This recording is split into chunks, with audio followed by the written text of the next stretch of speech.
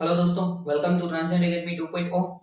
तो friends, diploma semester 4 માટે જે આપણે ટ્રાન્સમિશન ડિસ્ટ્રીબ્યુશન ના વિડિયો સિરીઝ સ્ટાર્ટ કરેલી છે, ઓકે, તો એમાં આ નવા વિડિયોમાં આપણે આજે ચર્ચા કરશું આ વિડિયોની અંદર ઓવરહેડ સિસ્ટમ અને અંડરગ્રાઉન્ડ સિસ્ટમની કમ્પેરિઝન વિશે। બરાબર, 4 માર્કની અંદર આ ક્વેશ્ચન પૂછે, તમને પૂછાઈ શકે છે તફાવતના રૂપે ફાયદા ગેરફાયદાના રીતે તમને પૂછાઈ શકે, બરાબર। અને મોસ્ટલી તમને આવડતું પણ હોવું જોઈએ ટ્રાન્સમિશન સિસ્ટમની અંદર કે ભાઈ ઓવરહેડ સિસ્ટમ છે તો એના ફાયદા ગેરફાયદા શું છે, અંડરગ્રાઉન્ડ સિસ્ટમ છે તો એના ફાયદા ગેરફાયદા શું છે, ઓકે ફ્રેન્ડ્સ। તો એક 3 માર્ક અથવા 4 માર્કની આસપાસ મોસ્ટલી 4 માર્કની અંદર તમને ટ્રાન્સમિશન ડિસ્ટ્રીબ્યુશનનો ક્વેશ્ચન આ પૂછાઈ શકે છે અને મોસ્ટ આઈએમપી માં કહી શકાય, ઓકે। હવે અહીંયા અમે ટોપિક લખેલા છે, બરાબર। અહીંયા ઓવરહેડ સિસ્ટમ ના છે અને અહીંયા આપણે અંડરગ્રાઉન્ડ સિસ્ટમ છે। સૌથી પહેલો ટોપિક છે દેખાવ ઇંગ્લિશમાં એને આપણે એપિયરન્સ કહેશું, બરાબર। તો કે જો ઓવરહેડ સિસ્ટમ ની અંદર શું કહેવામાં આવે છે દેખાવમાં, મતલબ ઓવરહેડ સિસ્ટમનો દેખાવ કેવો હોય છે, તો કે ઓવરહેડ વાયર, જમ્પર, ઇન્સ્યુલેટરને લીધે તેનો દેખાવ સારો નથી। ખાસ કરીને સિટીમાં ડિસ્ટ્રીબ્યુશનને વધારે લાગુ પડે છે, બરાબર। એક સરસ મજાનું એક આપણે તમે જુઓ કે આપણે ઘર લીધેલું હોય, બરાબર, અને ત્યાંથી આપણે ડિસ્ટ્રીબ્યુશન લાઈન જતી હોય તો ઘરનો આખો એપિયરન્સ બગડી જાય। 40-50 લાખ માણસો અત્યારે કરોડ સુધીના બંગલા લેતા હોય છે, બરાબર। તો એમાં તમે જુઓ સિમ્પલ વસ્તુ છે કે આરામથી બાજુમાંથી જો બારેથી ડિસ્ટ્રીબ્યુશન લાઈન નીકળતી હશે તો આખા ઘરનો જે દેખાવ છે, એપિયરન્સ છે, આખો બગડી જશે, બરાબર। અને મોસ્ટલી તમે સિટીની અંદર એ જુઓ તો કે જ્યારે જ્યાં ડિસ્ટ્રીબ્યુશન સિસ્ટમ અથવા ડિસ્ટ્રીબ્યુશન લાઈન જતી હોય, બરાબર, એ ઓલમોસ્ટ દેખાવ એટલો બધો સારો નથી આવતો, બરાબર। એટલે ઓવરહેડ વાયર, જમ્પર, ઇન્સ્યુલેટરનો દેખાવ સારો નથી, એટલે ખાસ કરીને સિટીમાં ડિસ્ટ્રીબ્યુશન લાઈનમાં, મતલબ ડિસ્ટ્રીબ્યુશનમાં વધારે લાગુ પડે, જેના લીધે દેખાવ થોડોક સારો રહેતો નથી, બરાબર। અંડરગ્રાઉન્ડ સિસ્ટમમાં શું છે તો કે વાયર વગેરે જમીનની અંદર જ હોય છે। વાયર જે જમીનની અંદર છે, દેખાવનો કોઈ પ્રશ્ન જ રહેતો નથી। તમને બહાર કોઈ ટ્રાન્સમિશન લાઈન, પોલ છે, ઇન્સ્યુલેટર છે કે ટ્રાન્સમિશન લાઈન, મતલબ કે કંડક્ટર છે, ઈ જાતા કોઈ દેખાતા નથી, એટલે બધું જમીનની અંદર છે, એટલે તેથી દેખાવ બગડતો નથી, બરાબર। સિમ્પલ વસ્તુ છે, જો અંડરગ્રાઉન્ડ ડિસ્ટ્રીબ્યુશન લાઈન હોય તો આપણું જે ઘર છે, બરાબર, જે બાજુમાંથી ડિસ્ટ્રીબ્યુશન લાઈન ઓવરહેડ જતી હશે તો દેખાવ બગડી જશે, જ્યારે અંડરગ્રાઉન્ડ જતું હશે તો એકદમ આપણા ઘરનો દેખાવ પણ સારો આવશે। એવી રીતના સિટીના અલગ અલગ વિસ્તારના દેખાવ પણ સારા આપણને જોવા મળી શકે છે, ઓકે। એટલે પહેલો પોઈન્ટ દેખાવનો આવશે। ત્યારબાદ મેન્ટેનન્સ। તો કે જો ઓવરહેડ સિસ્ટમ છે ઈ એકદમ ખુલ્લી સિસ્ટમ છે, આપણે તમે અત્યારે બધાય જોઈ જ શકો છો, બરાબર। તમે રોડ ઉપર જાઓ ત્યારે તમને આ ઓવરહેડ સિસ્ટમ આખી જોવા મળે છે। તો ઓવરહેડ સિસ્ટમ ખુલ્લી હોવાથી શું છે, એમાં મેન્ટેનન્સ વધારે આવશે, બરાબર। મેન્ટેનન્સ કારણ કે સિમ્પલ વસ્તુ છે, તમે જુઓ તો કે કોઈ ઝાડની ડાળખી પડી જાય, બરાબર, આપણે ઉત્તરાયણમાં કોઈ પતંગ ઉડાડતા હોય તો બે વાયર એના લીધે એકબીજાને ટચ થઈ જતા હોય તો શોર્ટ થઈ જતા હોય, બરાબર। કોઈ પોલ પડી જાય, ઘણી વખત શું થાય છે પોલમાં ગાડી કોઈ ભટકાડી દેતું હોય તો જેને લીધે પોલ પડી જતો હોય છે, તો એના લીધે અથવા બીજા કારણોને લીધે પણ મેન્ટેનન્સ આપણને ઓવરહેડ સિસ્ટમની અંદર વધારે આવે છે। જ્યારે અંડરગ્રાઉન્ડની અંદર શું છે કે આપણી જે સિસ્ટમ છે, ડિસ્ટ્રીબ્યુશન સિસ્ટમ છે, તો વાયર છે જમીનની અંદરથી જાય છે, એટલે એની અંદર મેન્ટેનન્સ ઓછું આવે છે as compare to overhead system, બરાબર। ત્યારબાદ ફોલ્ટની શક્યતા, સેમ મેન્ટેનન્સની જેમ ફોલ્ટની શક્યતા તો કે ઓવરહેડ સિસ્ટમમાં ફોલ્ટની શક્યતાઓ વધારે છે કારણ કે ખુલ્લી સિસ્ટમ છે, બરાબર, જ્યારે આમાં ફોલ્ટની શક્યતા ખૂબ ઓછી છે। ફોલ્ટ થશે પણ as compare to overhead system કરતા ઓછા ફોલ્ટ થશે। ત્યારબાદ સલામતી, ચોથા નંબરનો પોઈન્ટ છે સલામતી। તો કે ઓવરહેડ સિસ્ટમ છે ઓછી સલામતી બક્ષે છે, બરાબર। જેમાં ઘણી વખત તમે આપણે કિસ્સા જોયેલા હશે કે કોઈ ગાય છે અથવા કોઈ વ્યક્તિ ઉપર ટ્રાન્સમિશન લાઈન પડી જાય છે, બરાબર, તો એને શોર્ટ લાગી જાય છે। આવા કિસ્સાઓ તમે અવારનવાર છાપામાં જોતા હો છો। ઘણી વખત ટ્રાન્સમિશન લાઈનની અંદર કોઈ વ્યક્તિ પોતે જ, મતલબ જે જીબી ના કર્મચારીઓ, મતલબ કે પીજીવીસીએલ, યુજીવીસીએલ, ડીજીવીસીએલ ના કર્મચારીઓ હોય, ઈ પોતે જ કામ કરવા માટે થાંભલા ઉપર ચડાવીને એને જ શોર્ટ લાગી જતો હોય છે। એટલે આવી સલામતી છે ઓવરહેડની અંદર ખૂબ ઓછી છે, જ્યારે અંડરગ્રાઉન્ડ સિસ્ટમની અંદર ઘણી એઝ કમ્પેર ટુ ઓવરહેડ કરતા સારી એવી સલામતી બક્ષે છે, બરાબર, કારણ કે જમીનની અંદર છે તો ઈ શોર્ટ લાગવાની અથવા કોઈ બીજી કોઈ પ્રોસેસ તો થતી નથી। આમાં તો શું છે, કોઈ પોલ પડી ગયો અથવા કોઈ વાયર જમીનને ટચ થઈ ગયો અથવા કોઈ વ્યક્તિ ઉપર પડી ગયો, ગાય ઉપર ને, એવી રીતના આપણે અવારનવાર છાપામાં જોતા હોઈએ છીએ, તો એટલે આમાં સલામતી ઓછી છે ઓવરહેડમાં, અંડરગ્રાઉન્ડની અંદર સલામતી વધારે છે। ઓલમોસ્ટ તમે જુઓ તો આ બધા ઓવરહેડના ગેરફાયદા છે, તોય આપણે ઓવરહેડ અત્યારે વધારે પડતી ઉપયોગ થાય છે, ધીમે ધીમે આપણે અંડરગ્રાઉન્ડ તરફ જઈ રહ્યા છે, ઓકે ફ્રેન્ડ્સ। ત્યારબાદ છે લાઇટનિંગ સ્ટ્રોકની શક્યતા। લાઇટનિંગ સ્ટ્રોક એટલે વીજળી પડવી, બરાબર, અહીંયા ગુજરાતીમાં લખી નાખું છું, વીજળી પડવી। ઘણા લોકોને પ્રોબ્લેમ થઈ, લાઇટનિંગ સ્ટ્રોક એટલે શું, તો કે લાઇટનિંગ સ્ટ્રોકની શક્યતા, તો કે જો ઓવરહેડ સિસ્ટમની અંદર થાંભલા ઉપર વીજળી પડી શકે છે, બરાબર, જ્યારે અંડરગ્રાઉન્ડ સિસ્ટમમાં વાયર છે, મતલબ આપણે જે કંડક્ટર છે ઈ જમીનની અંદર તો વીજળી પડવાનો કોઈ પ્રશ્ન જ નથી, એટલે આમાં તો લાઇટનિંગ સ્ટ્રોકની શક્યતા જ નથી, જ્યારે લાઇટનિંગ સ્ટ્રોકની શક્યતા ઓવરહેડ સિસ્ટમની અંદર વધારે છે, ઓકે ફ્રેન્ડ્સ। ત્યારબાદ વોલ્ટેજ ડ્રોપ. વોલ્ટેજ ડ્રોપમાં શું કહે છે તો કે ઓવરહેડ ની અંદર વાયરનું સ્પેસિંગ વધારે હોવાથી ઇન્ડક્ટન્સ વધારે છે. વાયરનું સ્પેસિંગ વધારે હોવાથી ઇન્ડક્ટન્સ વધારે છે. તેથી ઇન્ડક્ટિવ રિએક્ટન્સને લીધે વધારે વોલ્ટેજ ડ્રોપ થાય છે. ખાસ યાદ રાખજો ઓવરહેડ સિસ્ટમની અંદર વોલ્ટેજ ડ્રોપ વધારે થાય છે કારણ કે વાયરના સ્પેસિંગ ત્રણ વાયર વચ્ચે સ્પેસિંગ આપેલા હોય બરાબર, જેને લીધે શું છે ઇન્ડક્ટન્સ વધશે અને ઇન્ડક્ટન્સ વધશે તો ઇન્ડક્ટિવ રિએક્ટન્સને લીધે વોલ્ટેજ ડ્રોપ વધે છે. વોલ્ટેજ ડ્રોપ બરાબર એના લીધે આપણને વોલ્ટેજ ડ્રોપ વધારે થાય છે. જ્યારે અંડરગ્રાઉન્ડ સિસ્ટમમાં શું છે વાયર નજીક હોવાથી ઇન્ડક્ટન્સ ઓછું છે. હવે નજીક હોવાથી ઇન્ડક્ટન્સ ઓછું છે એટલે ઇન્ડક્ટિવ રિએક્ટન્સને લીધે વોલ્ટેજ ડ્રોપ પણ ઓછો થશે. ઓકે, આ 6 પોઈન્ટ છે જે તમારે એક્ઝામની અંદર લખવાના છે. હજી બીજા પોઈન્ટ છે પણ આપણે ફટાફટ પાછું એક વખત રિવીઝન જોઈ લઈએ, ક્વિક રિવીઝન લઈ લઈએ. સૌથી પહેલા તો કે ઓવરહેડ સિસ્ટમ અંડરગ્રાઉન્ડ છે દેખાવ, તો કે ઓવરહેડ સિસ્ટમમાં દેખાવ છે એ સારો નથી, જ્યારે અંડરગ્રાઉન્ડ સિસ્ટમમાં દેખાવ સારો છે બરાબર, મતલબ જમીનની અંદર છે એટલે દેખાવનો કોઈ પ્રશ્ન એટલો બધો રહેતો નથી. મેન્ટેનન્સ તો કે ઓવરહેડમાં વધારે છે, અંડરગ્રાઉન્ડમાં ઓછું છે. ફોલ્ટની શક્યતા ઓવરહેડમાં વધારે છે, અંડરગ્રાઉન્ડમાં ઓછું છે. સલામતી તો કે ઓવરહેડ ઓછી સલામતી બક્ષે છે, અંડરગ્રાઉન્ડ સિસ્ટમ ઘણી બધી સારી એવી સલામતી બક્ષે છે. લાઇટનિંગ સ્ટ્રોકની શક્યતા તો કે ઓવરહેડ સિસ્ટમની અંદર વધારે છે, અંડરગ્રાઉન્ડ સિસ્ટમની અંદર નથી, મતલબ એની તો પ્રોબ્લેમ જ નથી આપણને. વોલ્ટેજ ડ્રોપ તો કે આમાં ઇન્ડક્ટન્સ વધારે છે એટલે વોલ્ટેજ ડ્રોપ વધારે થશે, આમાં ઇન્ડક્ટન્સ વાયર વચ્ચેનું ઇન્ડક્ટન્સ ઓછું છે એટલે વોલ્ટેજ ડ્રોપ ઓછો થશે. ઓકે ફ્રેન્ડ્સ, તો આ 6 પોઈન્ટ તમારે જોવાના છે. આના પછી બીજા પોઈન્ટ જોઈએ, તમારે સ્ક્રીનશોટ લેવો હોય તો સ્ક્રીનશોટ લેજો. ઓકે, તો નેક્સ્ટ હવે આપણે બીજા ટોપિક ઉપર આગળ વધીએ. ઓકે ફ્રેન્ડ્સ, તો આગળ આપણે 6 પોઈન્ટ જોયા. 7મા પોઈન્ટ થી આપણે ઓવરહેડ સિસ્ટમ અને અંડરગ્રાઉન્ડ સિસ્ટમમાં આગળ વધીએ. 7મો પોઈન્ટ તમને એમ કહે છે કે નજીકની કોમ્યુનિકેશન લાઇનમાં ડિસ્ટર્બન્સ.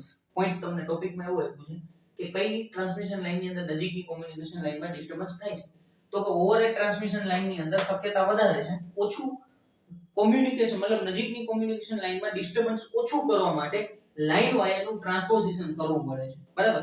હવે ટ્રાન્સપોઝિશન આ વર્ડ તમારે યાદ રાખવાનો છે, આવનારા સેકન્ડ ચેપ્ટરની અંદર તમારે ટ્રાન્સપોઝિશન ભણવાનું આવશે. ઓકે, આ એક કે બે વિડિયોની અંદર ઘણા બધા એવા વર્ડ છે જે આવનારા સમયમાં તમારે ટોપિક વાઇઝ ભણવાના છે. જેમ કે કાલના વિડિયોમાં મેં તમને કીધું હતું કે ફ્રન્ટ ઇફેક્ટ છે, સ્કિન ઇફેક્ટ છે, પ્રોક્સિમિટી ઇફેક્ટ છે, કોરોના ઇફેક્ટ છે, એ બધું એક એક ટોપિક વાઇઝ ભણવાનું છે. એવી રીતના ટ્રાન્સપોઝિશન એ તમારે એક્ઝામની અંદર એ પૂછાય છે બરાબર. અને અહીંયા તમારે એક નાનકડા ટોપિક પ્રમાણે કે નજીકની કોમ્યુનિકેશન લાઇનમાં ડિસ્ટર્બન્સ ઓછું કરવા માટે ઓવરહેડ ટ્રાન્સમિશન લાઇનનું ટ્રાન્સપોઝિશન કરવામાં આવે છે, જ્યારે અંડરગ્રાઉન્ડ સિસ્ટમમાં ડિસ્ટર્બન્સ થતું નથી. અંડરગ્રાઉન્ડ સિસ્ટમમાં ડિસ્ટર્બન્સની કોઈ પ્રોબ્લેમ રહેતી નથી બરાબર. હવે એના પછી છે 8મા નંબરનો પોઈન્ટ ફોલ્ટ લોકેશન અને રિપેરિંગ. સરસ મજાનો એક ટોપિક છે કે જો ઓવરહેડ ટ્રાન્સમિશન લાઇનની અંદર ફોલ્ટને શોધવું ને એ એકદમ સહેલું છે. ફોલ્ટ લોકેશન કરવું સહેલું છે બરાબર, કારણ કે ઓવર ખુલ્લી ટ્રાન્સમિશન લાઇન છે, આપણે કોઈ પણ જોઈ શકીએ કે અહીંયા વાયર શોર્ટ થઈ ગયો છે અથવા કોઈ જમ્પરમાં ફોલ્ટ આવી ગયો છે બરાબર, અથવા કોઈ ઇન્સ્યુલેટર કોઈ XYZ કોઈ પણ ફોલ્ટ હોઈ શકે, અથવા લાઈન તૂટી ગઈ છે બરાબર. તો એ બધા પ્રકારના ફોલ્ટ આપણે જોઈ શકીએ છીએ બરાબર. એટલે ફોલ્ટનું લોકેશન મતલબ ફોલ્ટનું શોધવું સહેલું છે અને રિપેરિંગ પણ સરળ છે. એક ફેરા ફોલ્ટ લોકેશન થઈ જાય, ખબર પડી જાય આ ફોલ્ટ છે તો સોલ્વ કરવું ઈઝી છે. જ્યારે અંડરગ્રાઉન્ડ સિસ્ટમની અંદર શું છે ફોલ્ટને લોકેટ કરવું અઘરું છે બરાબર, કારણ કે આખી ટ્રાન્સમિશન કે જે સિસ્ટમ છે એ જમીનની અંદરથી જાય છે, તો ક્યાં ફોલ્ટ થયો છે એ જ પહેલા આપણે લોકેટ કરવું અઘરું છે અને એના માટે ટેસ્ટિંગ કરવું પડે છે બરાબર. એ ફોલ્ટને લોકેટ મતલબ કઈ જગ્યાએ ફોલ્ટ થયો છે એ જાણવા માટે આપણે ટેસ્ટિંગ કરવું જરૂરી છે બરાબર. તો એક સ્પેશિયલ એની સિસ્ટમ આવે ફોલ્ટ લોકેશનની, એ બધી સિસ્ટમ આપણે કરવી પડે. જેમ કે હું તમને કહું, હું રિલાયન્સમાં જોબ કરતો હતો, ત્યાં આખું જે સિસ્ટમ છે એ ડિસ્ટ્રીબ્યુશન સિસ્ટમ આખી અંડરગ્રાઉન્ડ હતી, તો ત્યાં એના માટે કોઈ ફોલ્ટમાં મતલબ કોઈ કેબલમાં ફોલ્ટ થઈ જાય ને તો એના માટે CFL કેબલ ફોલ્ટ લોકેટર, આપણે 108 જેવી વેન આવે એવી જ એક પ્રકારની વેન આવતી, ઈ આવીને એમાં ટેસ્ટિંગ કરવામાં આવતું બરાબર. CFL એનું આખું નામ હતું, કેબલ ફોલ્ટ લોકેટર. તો એના માટે એક આખું ટેસ્ટિંગ કરીને એના પ્રમાણે પછી આપણે જે જગ્યાએ ફોલ્ટ થયો હોય ઈ ફોલ્ટ ત્યાંથી જ આપણે ખાડો ખોદીને એનું જે કંઈ પણ સોલ્યુશન થતું હોય એ સોલ્યુશન કરવામાં આવે છે. ઓકે, હવે 9મા નંબરનો પોઈન્ટ તમને એમ કહે છે પ્રાથમિક ખર્ચ. શરૂઆતનો ખર્ચ કેટલો હોય છે, મતલબ આપણે તમે અંડરગ્રાઉન્ડ સિસ્ટમ નાખો છો અથવા ડિસ્ટ્રીબ્યુશન ઓવરહેડ સિસ્ટમ નાખીએ છીએ તો કે જો પોલનો ખર્ચ હોવા છતાં ટોટલ ખર્ચ કુલ ખર્ચ છે ને એ ઓવરહેડ ની અંદર ઓછો આવે છે. પોલનો અમે ખર્ચો ગણતરી તો એક પોલ એ ઘણા એવા મોંઘા, તો કેટલા બધા પોલ આપણે ઉપયોગ, પોલ છે, પછી ઇન્સ્યુલેટર છે, પછી એ ઉપરાંત વાયર છે, મતલબ કંડક્ટર છે, બધાયનો આપણે ખર્ચો ગણતરી કરીએ ને તો આપણે ઓવરહેડ સિસ્ટમનો ટોટલ ખર્ચો ઓછો આવે છે, જ્યારે અંડરગ્રાઉન્ડ સિસ્ટમમાં કુલ ખર્ચ વધારે આવે છે. શું કામ? કારણ કે કુલ ખર્ચ વધારે એટલે આવે છે કારણ કે આપણે ખાડો ખોદવો પડે છે કન્ટિન્યુ, અને એના માટે આપણે લેબર કોસ્ટ આપવી પડે છે, પ્લસ એમાં આપણે કેબલ નાખવું પડે છે, પછી એને પાછું બંધ કરવા માટે, અને એવું નથી સિમ્પલ આપણે કેબલ રાખી દઈએ, એની એક પોતાની એક સિસ્ટમ હોય છે એ પ્રમાણે. એટલે ઓવરઓલ ખર્ચ છે ને એ આપણને અંડરગ્રાઉન્ડ સિસ્ટમની અંદર વધારે આવે છે, જ્યારે ઓવરહેડની અંદર ઓછો આવે છે. ત્યાર પછી વર્કિંગ વોલ્ટેજ. હવે ઓવરહેડ લાઈન છે, ઓવરહેડ અહીંયા OH લખ્યું છે, એનો મતલબ ઓવરહેડ લાઈન, બરાબર, ઓવરહેડ ટ્રાન્સમિશન લાઈન અથવા ઓવરહેડ લાઈન 400 kV થી વધારે, 400 kV અથવા 400 kV થી વધારે આપણે ઉપયોગમાં લઈ શકીએ છીએ, બરાબર. 132 kV, 66 kV, 11 kV, 132, 220, 400, 440 અથવા 600 અથવા 715, બરાબર. તો એટલા સુધીમાં આપણે ઉપયોગમાં લઈ શકાય છે ઓવરહેડ. હવે અંડરગ્રાઉન્ડ શું છે? અંડરગ્રાઉન્ડ સિસ્ટમ છે ને હાઈ વોલ્ટેજ માટે ડિઝાઇન થઈ શકી નથી. આપણે ઓલમોસ્ટ છે ને 66 kV સુધી આપણે ઉપયોગ કરી શકીએ છીએ, બરાબર. 66 kV સુધી આપણે ડિસ્ટ્રીબ્યુશન સિસ્ટમમાં આપણે અંડરગ્રાઉન્ડ સિસ્ટમનો ઉપયોગ કરી શકીએ છીએ, બરાબર. એટલે તમે જો સિટીનું ડિસ્ટ્રીબ્યુશન હવે અત્યારે ઓલમોસ્ટ બધી જગ્યાએ ધીમે ધીમે અંડરગ્રાઉન્ડ થવા માંડ્યું છે, તો એ 66 kV અથવા 11 kV નું ડિસ્ટ્રીબ્યુશન થતું હોય, 11 kV નો કેબલ આપણે જમીનની અંદરથી દોડાવતા હોય, અથવા 66 kV જતું હોય તો 66 kV નું કેબલ દોરાવતો હોય, બરાબર. એ ડિપેન્ડ્સ ઓન એની ડિઝાઇન ઉપર આધાર. પણ 66 kV થી વધારેના વોલ્ટેજ આપણે અંડરગ્રાઉન્ડની અંદર હજી આપણે ડિસ્ટ્રીબ્યુશન અથવા ટ્રાન્સમિટ કરી શકતા નથી. એના પછી છે ફ્લેક્સિબિલિટી, 11મા નંબરનો પોઈન્ટ.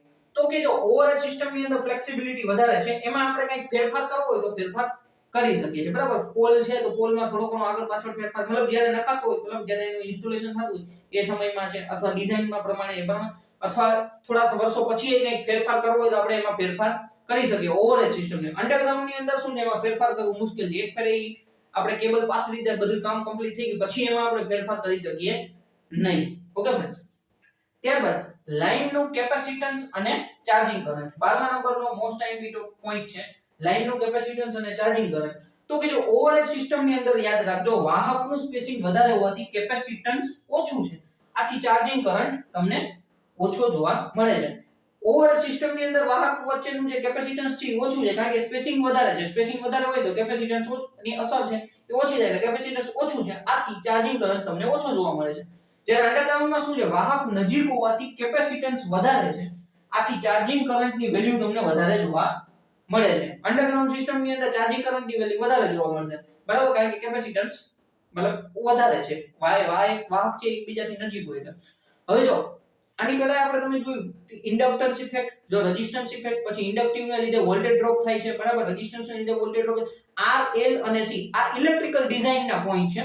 ઈ તમારા સેકન્ડ ચેપ્ટર ની અંદર ભણવામાં આવશે. તમે જે અત્યારે જે ભણો છો ને, તમને જેમ કે કીધું ટ્રાન્સપોઝિશન છે, બરાબર, તે પછી બાજુની નજીકની કોમ્યુનિકેશન લાઈનમાં આપણે ડિસ્ટર્બન્સ છે, કેપેસિટન્સ અસર છે, ઇન્ડક્ટન્સ અસર છે, રેઝિસ્ટન્સ છે, ઈ કેવી રીતે આખી ટ્રાન્સમિશન લાઈનને અસર કરે છે ઈ તમારે સેકન્ડ ચેપ્ટર ની અંદર ભણવાનું છે, ઇલેક્ટ્રિકલ ડિઝાઇન ની અંદર આવી જશે. ઈ ત્યારે ભણશો એટલે તમને અહીંયા પાછું તમને આઈડિયા આવતો છે, અચ્છા કે શું કામ ચાર્જિંગ કરંટ અહીંયા ઓછો છે, અહીંયા વધારે શું કામ છે, બરાબર. એ બધુંય તમે જ્યારે એક વખત ઈ ભણી લેશો એટલે તમને અહીંયા આઈડિયા આવી જશે. અત્યારે પૂરતું ખાલી તમે એટલું યાદ રાખો કે વાહકનું સ્પેસિંગ વધારે હોવાથી કેપેસિટન્સ ઓછું છે, આથી ચાર્જિંગ કરંટ ઓછું છે ઓવરહેડમાં. અંડરગ્રાઉન્ડમાં ચાર્જિંગ કરંટ વધારે જોવા મળે છે. વાયરનું જોઈન્ટિંગ. તો કે જો વાયરનું જોઈન્ટ કરીને ટેપિંગ લેવા માટે સહેલું છે. ઓવરહેડની અંદર એને જોઈન્ટ કરીને ટેપિંગ લેવું સહેલું છે, જ્યારે અંડરગ્રાઉન્ડ સિસ્ટમની અંદર અઘરું છે. ઓકે ફ્રેન્ડ્સ, તો આટલા 12 પોઈન્ટ 13 પોઈન્ટ આપણે જોયા જે તમને 4 માર્કની અંદર પૂછાય છે ઓવરહેડ સિસ્ટમ અને અંડરગ્રાઉન્ડ સિસ્ટમની અંદર, બરાબર. એક ક્વિક રિવિઝન જોઈ લઈએ.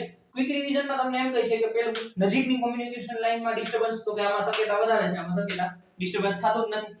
અને ઓછું કરવા માટે આપણે ટ્રાન્સપોઝિશન કરવું પડે છે, બરાબર. ફોલ્ટ લોકેશન અને રિપેરિંગ, તો આમાં ફોલ્ટ લોકેશન કરવું સહેલું છે, આમાં ફોલ્ટ લોકેશન કરવું અઘરું છે, આના માટે ટેસ્ટિંગ કરવું પડે. પ્રાથમિક ખર્ચ, તો કે આમાં પોલનો ખર્ચ હોવા છતાં પ્રાથમિક ખર્ચ ઓછો છે, જ્યારે આમાં પ્રાથમિક ખર્ચ વધારે આવે. જો આવું આખી લીટીએ પરીક્ષાની અંદર તમારે લખવાનું થયું, તમે ખાલી એમ કહો પ્રાથમિક ખર્ચ આમાં ઓછો છે, આમાં વધારે છે, તો પણ તમે લખી શકો છો. આ એક કારણ બતાવી દઉં છું, બરાબર. વર્કિંગ વોલ્ટેજ, તો ઓવરહેડ લાઈન છે ને 400 kV થી વધારે વોલ્ટેજ સુધી પણ ડિઝાઇન થયેલી છે, બરાબર. જ્યારે હાઈ વોલ્ટેજ માટે ડિઝાઇન નથી, 66 kV સુધી જ વપરાય છે અંડરગ્રાઉન્ડ સિસ્ટમ. ઓકે. ફ્લેક્સિબિલિટી, તો આમાં વધારે છે, ફેરફાર કરી શકાય છે, આમાં ફેરફાર કરવું મુશ્કેલ છે.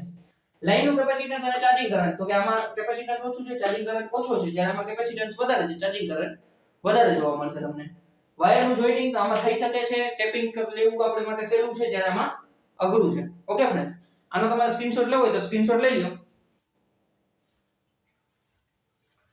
ઓકે, તો આઈ હોપ તમને વ્યવસ્થિત રીતે આ વિડિયોમાં ઓવરહેડ સિસ્ટમ અને અંડરગ્રાઉન્ડ સિસ્ટમની કમ્પેરિઝન કયો, ફાયદા ગેરફાયદા કયો ઈ તમને સમજાણા હશે. ઓકે, આ ઉપરાંત તમારે કોઈ ક્વેશ્ચન હોય તો તમે નીચે કમેન્ટ કરી શકો છો અથવા મને મેસેજ કરી શકો છો. Okay, Thank you for watching this video, friends. Like, share and subscribe Transient Academy.